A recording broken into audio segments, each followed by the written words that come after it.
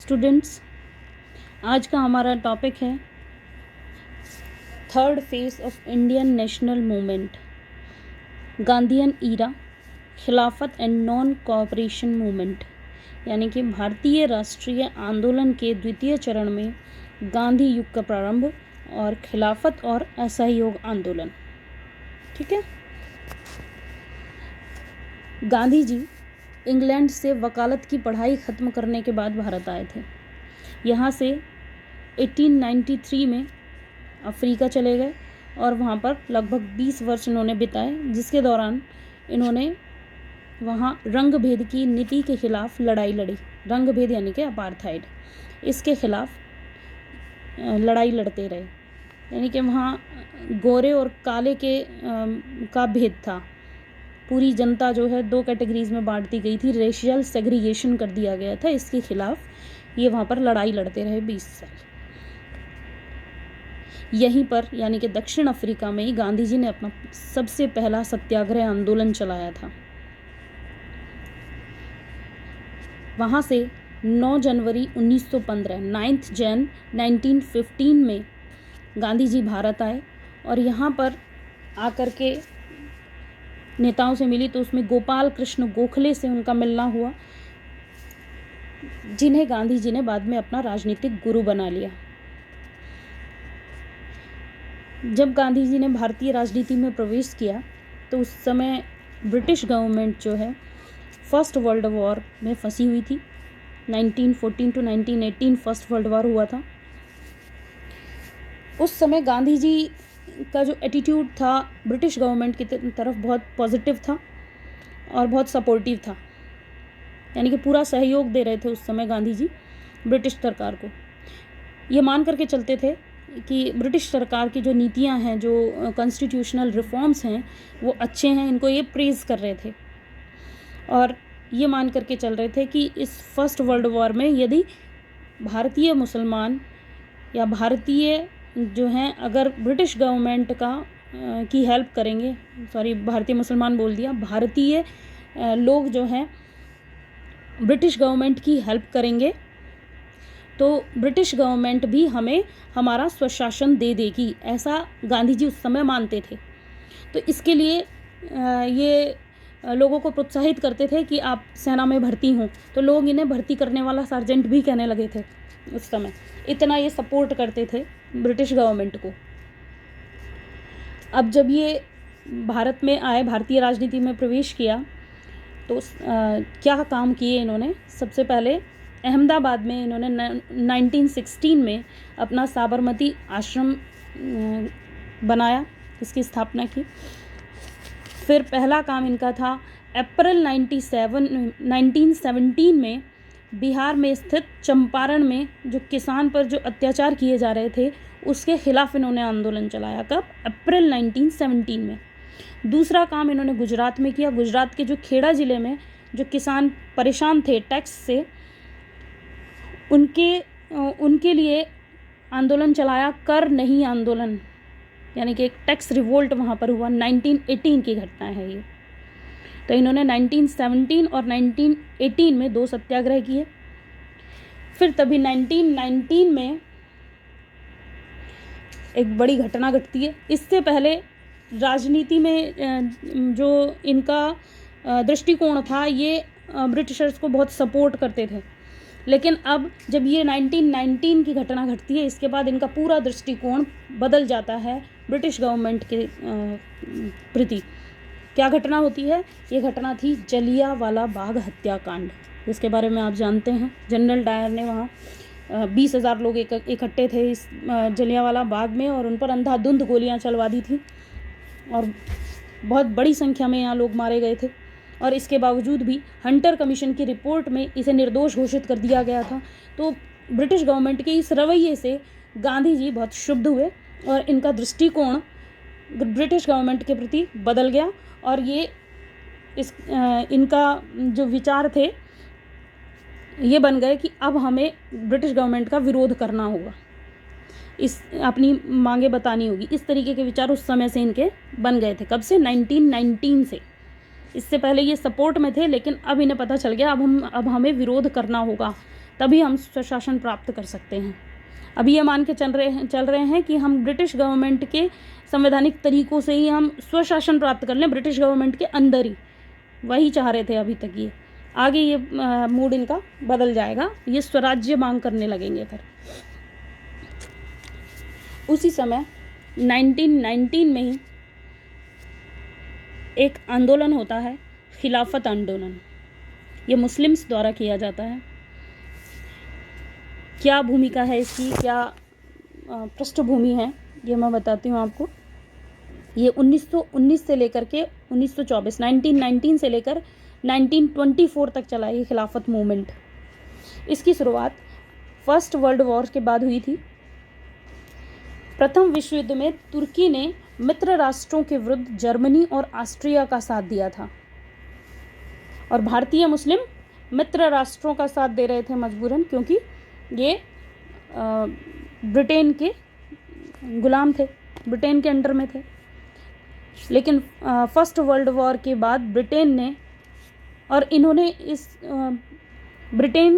First world war के बाद तुर्की के खिलाफ कठोर नीति अपनाई। कुछ निर्णय लिए कि खलीफा का पद समाप्त कर दिया जाएगा और तुर्की का विभाजन कर दिया जाएगा। खलीफा कौन होता है? खलीफा अरबी भाषा में ऐसे शासक को कहा जाता है जो किसी इस्लामी राज्य या इस्लामी कानूनी, जिसे सरिया कहते हैं, इसके अनुसार चलने वाली राजकीय व्यवस्था का शासक हो। तो प्रथम विश्व युद्ध के दौरान भारतीय मुसलमानों का सहयोग प्राप्त करने के लिए ब्रिटिश सरकार ने ये वादा किया था कि वे तुर्की के प्रति उदारतापूर्वक व्यवहार करेंगे, और इस वादे के बाद ही भारतीय मुस्लिम्स ने ब्रिटेन की सहायता की थी इस युद्ध में, और तुर्की के खिलाफ मित्र राष्ट्रों की तरफ से लड़े थे कि तुर्की के साथ ये सौहार्दपूर्ण व्यवहार करेंगे। परंतु युद्ध के बाद अंग्रेज अपने इस वादे को भूल गए, और खलीफा, जिसे सारे विश्व के मुसलमान अपना धार्मिक गुरु मानते थे, इसका पद ही समाप्त कर दिया, और तुर्की राज्य को भी छिन्न भिन्न कर दिया गया। इसलिए भारतीय मुसलमान ब्रिटिश सरकार से नफरत करने लगे थे, और ऐसे मौके को हिंदू मुस्लिम एकता के लिए उपयुक्त समझा गया, और गांधी जी ने ऐसे समय में मुस्लिमों के साथ सहानुभूति व्यक्त की। और अब मुस्लिम्स ने अब ब्रिटिश गवर्नमेंट को अपना विरोध दिखाने के लिए, क्योंकि इससे नफरत कर रहे थे, वादा खिलाफ़ी की थी इन्होंने, तो ये अपना खिलाफत आंदोलन शुरू किया 1919 में। और इसके उद्देश्य ये तय किए गए, ये मांग की गई ब्रिटिशर्स से कि तुर्की खलीफा के पद को पुनः स्थापित किया जाए और वहाँ के धार्मिक क्षेत्रों से प्रतिबंधों को हटा दिया जाए। इसी श्रृंखला में 23 नवंबर 1919 को दिल्ली में अखिल भारतीय खिलाफत कमेटी का अधिवेशन हुआ, और गांधी जी ने इसकी अध्यक्षता की। इनके सुझाव पे ही असहयोग एवं स्वदेशी की नीति इन लोगों ने अपनाई। 1918 और 1919 के बीच भारत में खिलाफत आंदोलन मौलाना मोहम्मद अली और शौकत अली और अबुल कलाम आज़ाद, इनके सहयोग से पूरे जोरों पर चल रहा था खिलाफत आंदोलन। इसी खिलाफत आंदोलन के अगले स्टेप में गांधी जी के कहने पर 2 शिष्टमंडल इंग्लैंड भेजे जाते हैं। पहला शिष्टमंडल वायसराय से मिलने डॉक्टर अंसारी के नेतृत्व में जाता है, और दूसरा शिष्टमंडल मार्च 1920 में मौलाना शौकत अली और मोहम्मद अली के नेतृत्व में जाता है।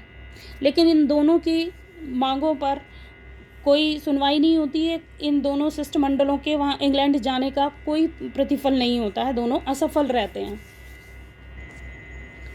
तो अब हिंदू मुस्लिम्स को लग रहा है कि कोई सुनवाई नहीं हो रही, ब्रिटिश गवर्नमेंट हमारे शिष्टमंडलों की बात नहीं सुन रहे हैं। तो अब हिंदू और मुस्लिम लोग मिलकर के 20 जून 1920 को इलाहाबाद में हिंदू और मुस्लिम्स की एक संयुक्त बैठक करते हैं, और उसमें असहयोग के अस्त्र को अपनाए जाने का निर्णय लेते हैं। यानी कि असहयोग करना है हमें इस गवर्नमेंट का, हम सहयोग नहीं कर सकते, ऐसा निर्णय इस बैठक में ले लिया जाता है 20 जून 1920 को।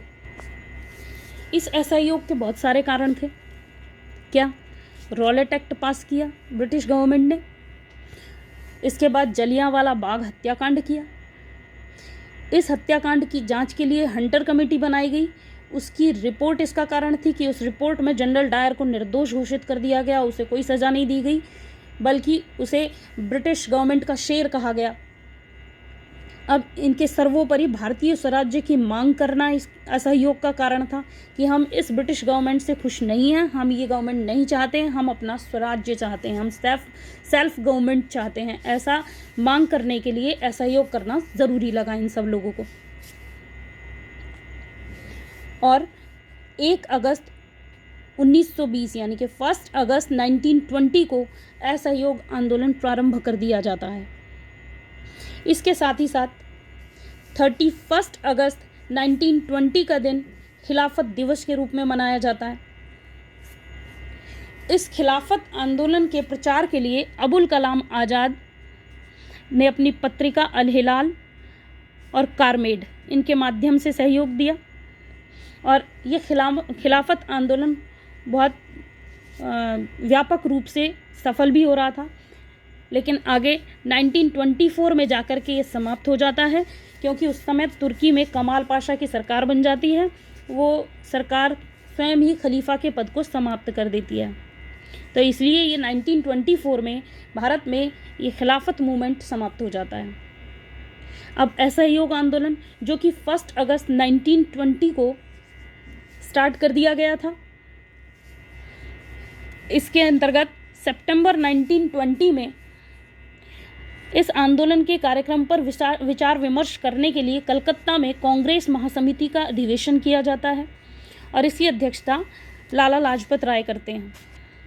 इसमें गांधी जी प्रस्ताव पेश करते हैं कि अंग्रेजी सरकार शैतान है जिसके साथ सहयोग बिल्कुल संभव नहीं है।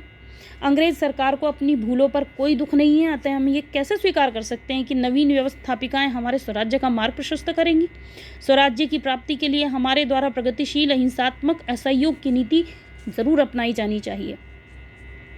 इस प्रस्ताव का विरोध एनी बेसेंट, सुरेंद्रनाथ बनर्जी, मदन मोहन मालवीय, देशबंधु, चितरंजन दास, विपिन चंद्र पाल, मोहम्मद अली जिन्ना, शंकर नायर, सर नारायण, चंद्रावरकर, इन सब ने स्टार्टिंग में इसका विरोध किया।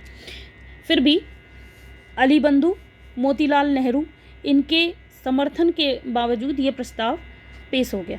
इनके समर्थन के कारण यही वे क्षण था जहाँ गांधी युग का प्रारंभ माना जाता है। इस असहयोग संबंधी प्रस्ताव की कुछ मुख्य बातें रखी गई जो इस प्रकार थी। क्या किया जाना चाहिए, मतलब इस असहयोग आंदोलन को आगे और व्यापक करने के लिए हमें ये स्टार्ट तो हो गया था 1 अगस्त 1920 में, नेक्स्ट मंथ की बात है। अब हमें इसके विस्तार के लिए क्या करना चाहिए, ये बातें मुख्य रूप से लिखी गई हैं इसमें। फर्स्ट, सरकारी उपाधि एवं अवैतनिक सरकारी पदों को छोड़ दिया जाए। सरकार द्वारा आयोजित सरकारी अर्ध सरकारी उत्सवों को बहिष्कृत किया जाए। स्थानीय संस्थाओं की सरकारी सदस्यता से इस्तीफा दे दिया जाए। सरकारी स्कूलों एवं कॉलेजों का बहिष्कार किया जाए। वकीलों द्वारा न्यायालय का बहिष्कार किया जाए और जो आपसी विवाद हैं वो पंचायती अदालतों में ही निपटा लिए जाएं। असैनिक, श्रमिक व कर्मचारी वर्ग जो है मेसोपोटामिया में जाकर नौकरी करने से इनकार कर दें। विदेशी सामानों का पूर्ण रूप से बहिष्कार कर दिया जाए। ये प्रस्ताव इसमें रखे गए इस असहयोग आंदोलन को आगे और व्यापक करने के लिए। अब अपने इन प्रस्तावों को कार्यान्वित करते हुए गांधी जी ने अपनी कैसरे हिंद की उपाधि लौटा दी, जो गांधी जी को प्रथम विश्व युद्ध के दौरान सरकार ने सहयोग के बदले में दी थी। इसको लौटा दिया इन्होंने और अनेक लोगों ने भी गांधी जी के को फॉलो करते हुए अपनी पदवी और उपाधि लौटा दी।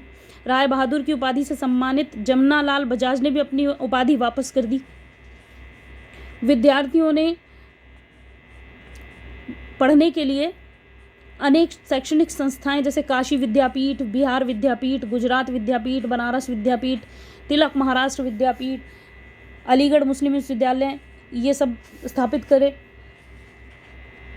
वकालत का बहिष्कार करने वाले वकीलों में जो थे वो थे बंगाल के देशबंधु चितरंजन दास, उत्तर प्रदेश के मोतीलाल नेहरू, जवाहरलाल नेहरू, गुजरात के विट्ठल भाई पटेल, वल्लभ भाई पटेल, बिहार के राजेंद्र प्रसाद, मद्रास के चक्रवर्ती राजगोपालाचारी और दिल्ली के आसफ अली। इन लोगों ने वकालत अपनी छोड़ दी, मतलब वकालत से बहिष्कृत कर दिया अपने आप।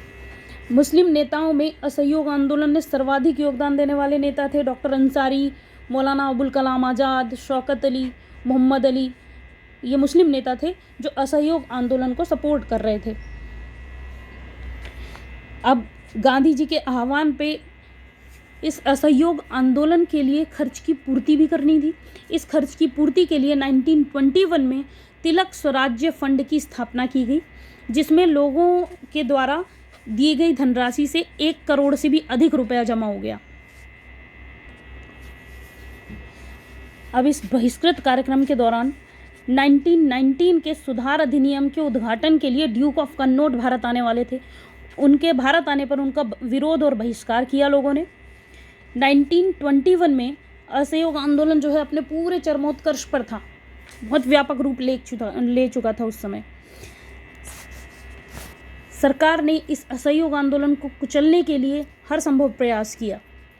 4 मार्च 1921 को ननकाना के गुरुद्वारे में, जहाँ पर शांतिपूर्ण ढंग से सभा की जा रही थी, सैनिकों ने गोली चला दी।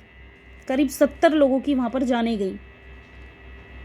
और उसके बाद 1921 में लॉर्ड रीडिंग के भारत आने पर, तो जो वायसराय बनकर के भारत आए थे, और बड़ा दमन चक्र प्रारंभ कर दिया इन्होंने।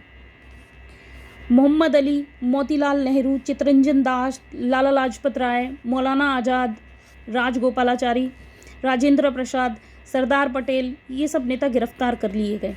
मोहम्मद अली पहले नेता थे जिन्हें सर्वप्रथम असहयोग आंदोलन में गिरफ्तार किया गया था। अप्रैल 1921 में गांधी जी ने वायसराय रीडिंग से मुलाकात की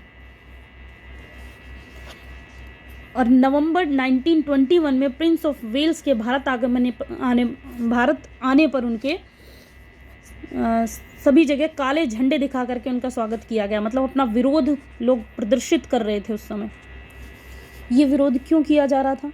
गांधी जी ने अली बंधुओं को रिहा न किए जाने के कारण आने वाले प्रिंस ऑफ वेल्स के भारत आगमन को बहिष्कृत करने के लिए लोगों से आह्वान किया था। इसलिए इनका काले झंडे दिखा करके अपना विरोध प्रदर्शित किया जा रहा था, इसलिए काले झंडों से स्वागत किया जा रहा था।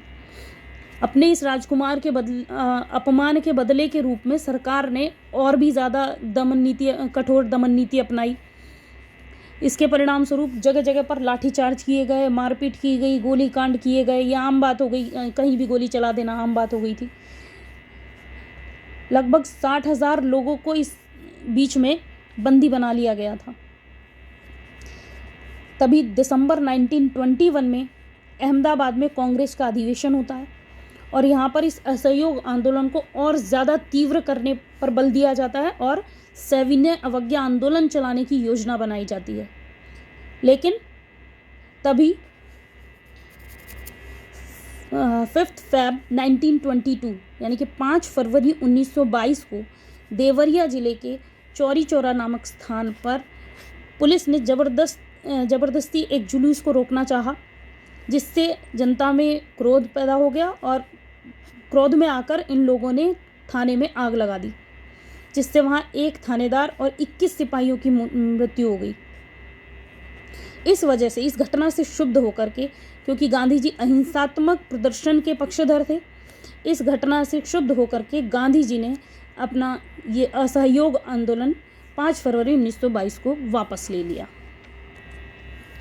असहयोग आंदोलन के स्थगन पर मोतीलाल नेहरू ने कहा, यदि कन्याकुमारी के एक गांव ने अहिंसा का पालन नहीं किया तो इसकी सज़ा हिमालय के एक गांव को क्यों मिलनी चाहिए? सुभाष चंद्र बोस ने कहा, ठीक इस समय जबकि जनता का उत्साह चरमोत्कर्ष पर था, वापस लौटने का आदेश दे देना राष्ट्रीय दुर्भाग्य से कम नहीं है। आंदोलन के स्थगित होने का प्रभाव गांधी जी की लोकप्रियता पर भी पड़ा। गांधी जी को 13 मार्च 1922 यानी कि 13 मार्च 1922 को गिरफ्तार कर लिया गया और 6 वर्ष के लिए कारावास भेज दिया गया, यानी कि जेल में भेज दिया गया, जहां स्वास्थ्य खराब होने के कारण उन्हें 5 फरवरी 1924 यानी कि 5 फरवरी 1924 को रिहा कर दिया गया। तो ये था असहयोग आंदोलन और खिलाफत आंदोलन, गांधीयन युग की starting. That's all for now. Okay, thank you.